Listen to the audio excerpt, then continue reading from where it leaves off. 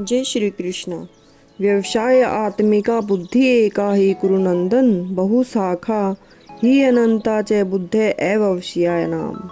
जो इस मार्ग पर चलते हैं वे प्रयोजन में दृढ़ रहते हैं और उनका लक्ष्य भी एक होता है।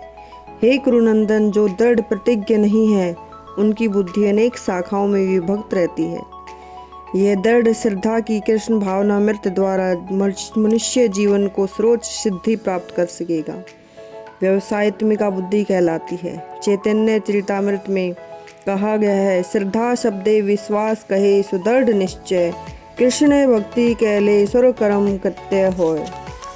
श्रद्धा का अर्थ है किसी अलौकिक वस्तु में अटूट विश्वास। जब कोई कृष्ण भावनामृत के कार्यों में लग जाता है तो उसे परिवार, मानवता, राष्ट्रीयता से बंध कर कार्य करने की आवश्यकता नहीं होती। पूर्व में किए गए शुभ अशुभ कर्मों के फल ही उससे सकाम कर्मों में लगाते हैं। जब कोई कृष्ण भावनामृत में संलग्न हो तो उसे अपने कार्यों के शुभ फल के लिए प्रयत्नशील नहीं रहना चाहिए।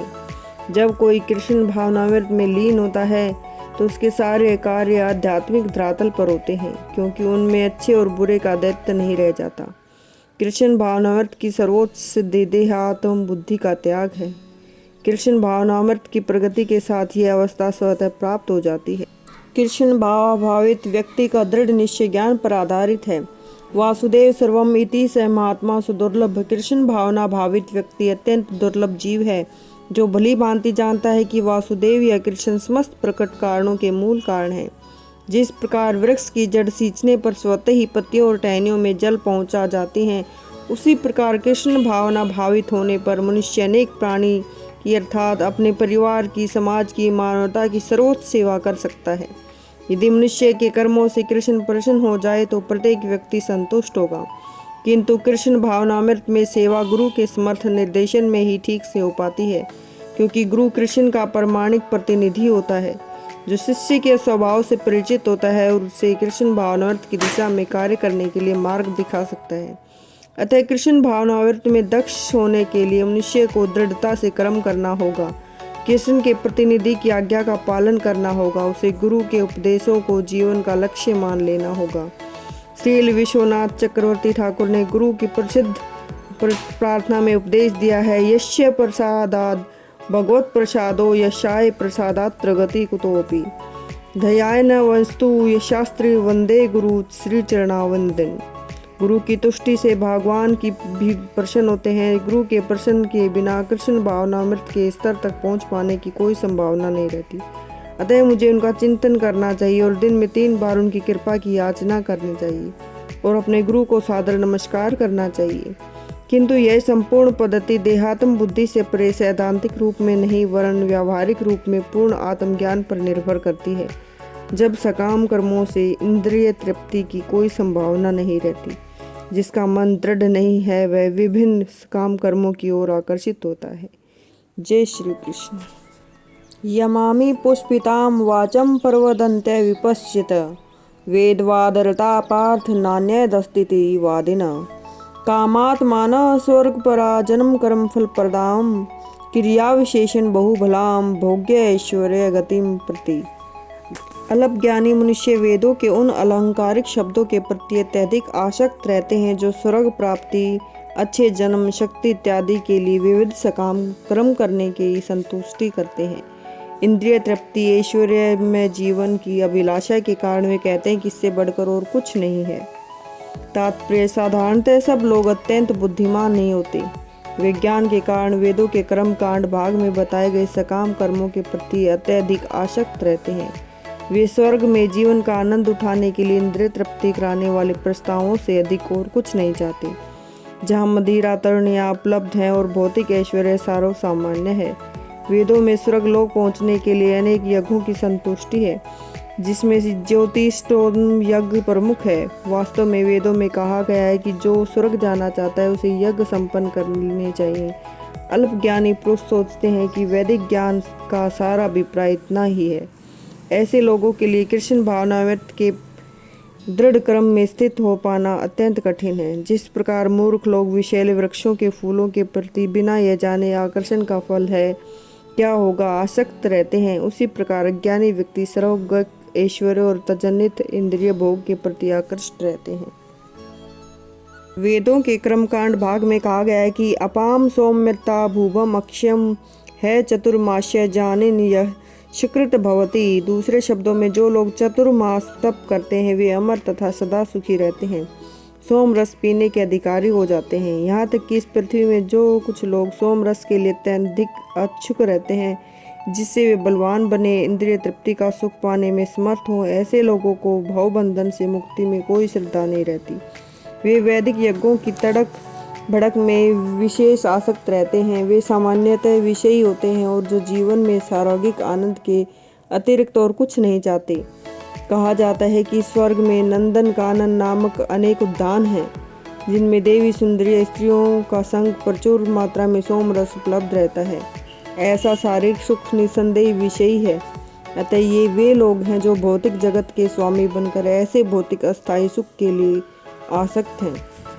भोगेश्वर्य प्रासक्तानां तया अपहर्चेत्सां व्यवसाय आत्मिका बुद्धि स्माधो न विद्यते। जो लोग इंद्रिय भोग भौतिक ऐश्वर्य के प्रति अत्यधिक आसक्त होने से ऐसी वस्तुओं से मोहग्रस्त हो जाते हैं, उनके मनों में भगवान के प्रति भक्ति का दृढ़ निश्चय नहीं होता। तात्पर्य: समाधि का अर्थ है स्थिर मन। जब मन आत्मा को समझने में स्थिर रहता है तो उसे समाधि कहते हैं। जो लोग इंद्रिय भोग में रुचि रखते हैं अथवा जो क्षणिक वस्तुओं से मोहग्रस्त हो जाते हैं, उनके लिए समाधि कभी भी संभव नहीं है। माया के चक्कर में पड़कर वे न्यूनाधिक पतन को प्राप्त होते हैं। तेरे गुणे विषया वेदा नेत्रे गुणो भावार्जुन निर्द्वंदो नित्य सतस्थो निर्योग क्षेम आत्मवान। वेदों में मुख्यतः प्रकृति के 3 गुणों का वर्णन हुआ है। हे अर्जुन, इन 3 गुणों से ऊपर उठो, समस्त दैत्यों और लाभ और सुरक्षा की सारी चिंताओं से मुक्त होकर आत्मपरायण बनो। तात्पर्य: सारे भौतिक कार्यों में प्रकृति के 3 गुणों की क्रियाएं तथा प्रतिक्रियाएं निहित होती हैं। इनका उद्देश्य कर्म फल होता है जो भौतिक जगत में बंधन का कारण है। वेदों में मुख्यतया सकाम कर्मों का वर्णन है जिससे सामान्य जन कर्मशय इंद्रिय तृप्ति के क्षेत्र से उठकर आध्यात्मिक धरातल तक पहुंच सके। कृष्ण अपने शिष्य तथा मित्र के रूप में अर्जुन को सलाह देते हैं वह वेदांत दर्शन के आध्यात्मिक पद तक ऊपर उठे जिसका प्रारंभ ब्रह्मा जिज्ञासा और परम आध्यात्मिक पर प्रश्नों से होता है। इन भौतिक जगत के सारे प्राणी अपने अस्तित्व के लिए कठिन संघर्ष करते रहते हैं। उनके लिए भगवान ने इस भौतिक जगत की सृष्टि करने के पश्चात वैदिक ज्ञान प्रदान किए जो जीवन यापन तथा भव बंधन से छूटने का उपदेश देता है।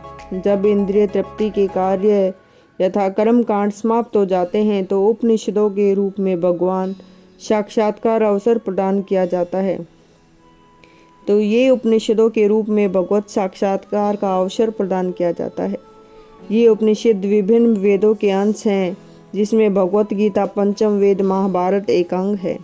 उपनिषदों से आध्यात्मिक जीवन का शुभारंभ होता है। जब तक भौतिक शरीर का अस्तित्व है तब तक भौतिक गुणों की क्रियाएं प्रतिक्रियाएं होती रहती हैं।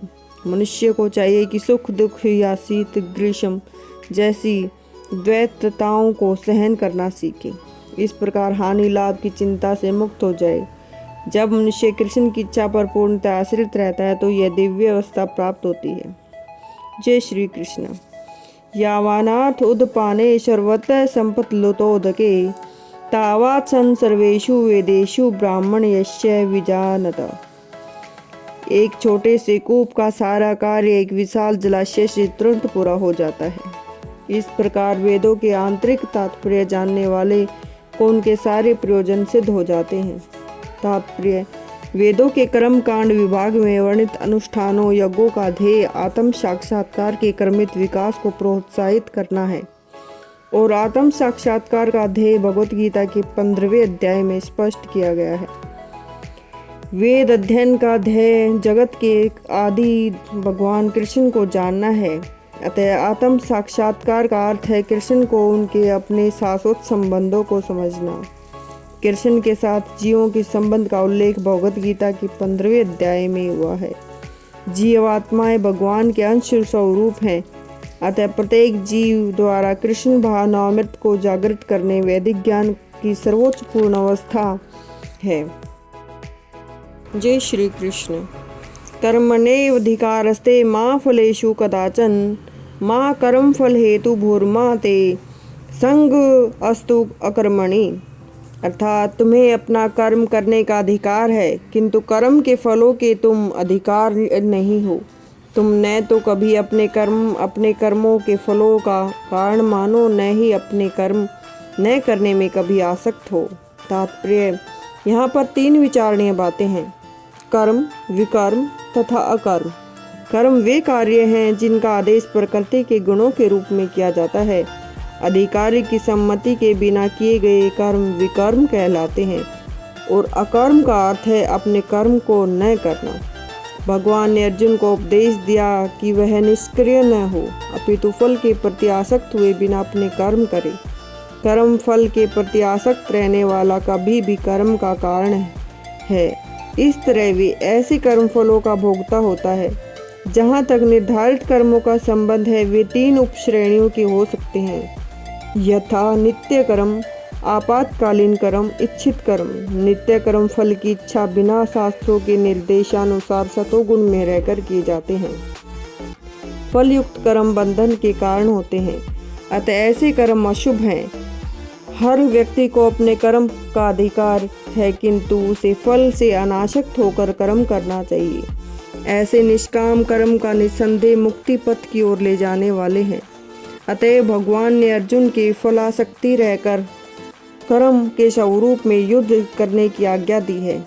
उसका युद्ध विमुख होना आसक्ति का दूसरा पहलू है। ऐसे आसक्ति से कभी भी मुक्ति पथ की प्राप्ति नहीं हो पाती। चाहे स्वीकारात्मक हो या निषेधात्मक, वह बंधन का कारण है।